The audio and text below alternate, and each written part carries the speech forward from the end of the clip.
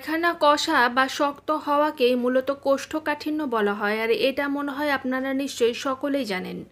এটি খুব পরিচিত একটি স্বাস্থ্য সমস্যা, আর অনেকেরই মাঝে মাঝে পায়খানা খুব শক্ত হয়ে যায়। মলত্যাগের সময় অনেকক্ষণ কসরত করতে হয়। এছাড়া পায়খানার পর মনে হয় পেট ঠিকমতো পরিষ্কার হয়নি। কোষ্ঠকাঠিন্য হলে পায়খানা শক্ত হয়, যার কারণে অনেকে মলত্যাগের সময় ব্যথা অনুভব করেন। কারো কারো ক্ষেত্রে একটানা 3-4 দিন পায়খানা নাও হতে পারে, আর এগুলো সবই সাধারণত কোষ্ঠকাঠিন্যের লক্ষণ।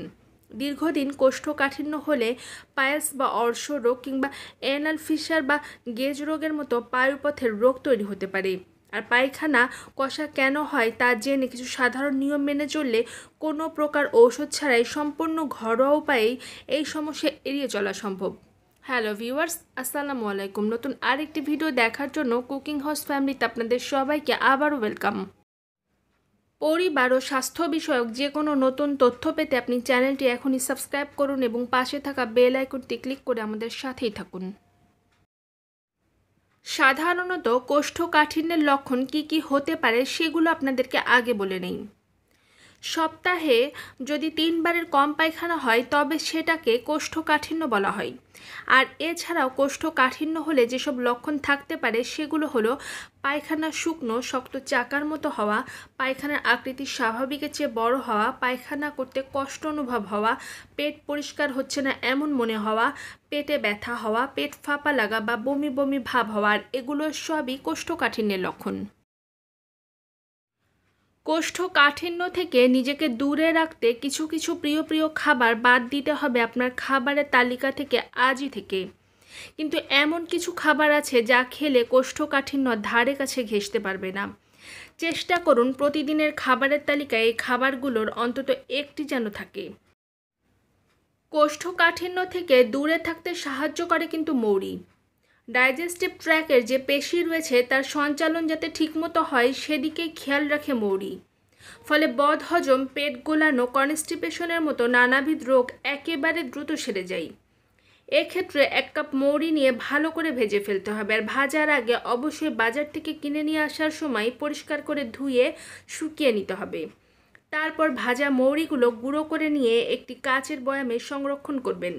আর প্রতিদিন এই গুঁড়া যদি 1/2 চা চামচ করে গরম পানিতে গুলে আপনি রাত্রে ঘুমানোর সময় খেয়ে নিতে পারেন তাহলে সমস্যার সমাধান হয়ে যাবে খুব দ্রুত। এছাড়া মৌরির পরিবর্তে আপনি তিসিও রাখতে পারেন আপনার প্রতিদিনের খাবারের তালিকায়। তিসিতে রয়েছে বিপুল পরিমাণে ফাইবার এবং ওমেগা-3 ফ্যাটি অ্যাসিড, যা পেট পরিষ্কার রাখতে নানা দিক থেকে সাহায্য করে। কিভাবে খাবেন তিসি? 1 গ্লাস পানিতে 1 চা চামচ তিসি বীজ গুলে অন্তত 2-3 ঘন্টা রেখে দিন। রাত্রে ঘুমাতে যাওয়ার আগে পান করুন সেই পানি। সকালে পেট পরিষ্কার হয়ে যাবে নিমেষেই। আপনার প্রতিদিনের খাবারের তালিকায় মধু রাখুন, আর প্রতিদিন মধু খাওয়ার অভ্যাস করুন। প্রাকৃতিক এই উপাদানটিতে এমন কিছু রয়েছে যা কোষ্ঠকাঠিন্য দূরে রাখতে সাহায্য করে। ফলে মধু খাওয়া মাত্র পেট পরিষ্কার হতে শুরু করে দেয়। এক্ষেত্রে কিভাবে মধু খাবেন? দিনে 3 বার 1 গ্লাস গরম পানিতে 1 চা চামচ করে মধু এবং লেবুর রস মিশিয়ে এখনই খাওয়া শুরু করুন। আসলে আমাদের শরীরে কোষ্ঠকাঠিন্য কেন হয়? নানাবিধ কারণে কোষ্ঠকাঠিন্য হতে পারে, আর এগুলোর মধ্যে সবচেয়ে কমন আর গুরুত্বপূর্ণ 6টি কারণে কোষ্ঠকাঠিন্য হতে পারে। খাবারের তালিকায় যথেষ্ট পরিমাণে ফাইবার বা আঁশ না থাকা, পর্যাপ্ত পরিমাণে আপনি যদি পানি পান না করে থাকেন, শুয়ে বসে থাকার সেই সাথে শারীরিক পরিশ্রমের অভাবে কোষ্ঠকাঠিন্য হতে পারে, পায়খানার বেগ আসলে তা যদি আপনি চেপে রাখেন, মানসিক চাপ, উদ্বেগ ও বিষণ্ণতা, সেই সাথে রয়েছে ঔষধের পার্শ্ব প্রতিক্রিয়া। এই সমস্ত কারণগুলোর জন্যই কোষ্ঠকাঠিন্য আমাদের শরীরে বাসা বাঁধে।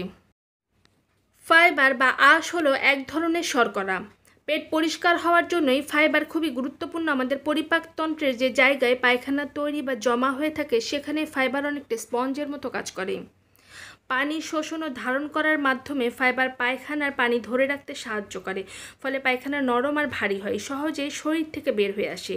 কিন্তু খাবারে পর্যাপ্ত পরিমাণে ফাইবার না থাকলে পায়খানা শক্ত হয়ে যায়, ফলে কোষ্ঠকাঠিন্য দেখা দিতে পারে। প্রতিদিন প্রচুর পানি ও তরল এবং যথেষ্ট আঁশযুক্ত খাবার খান।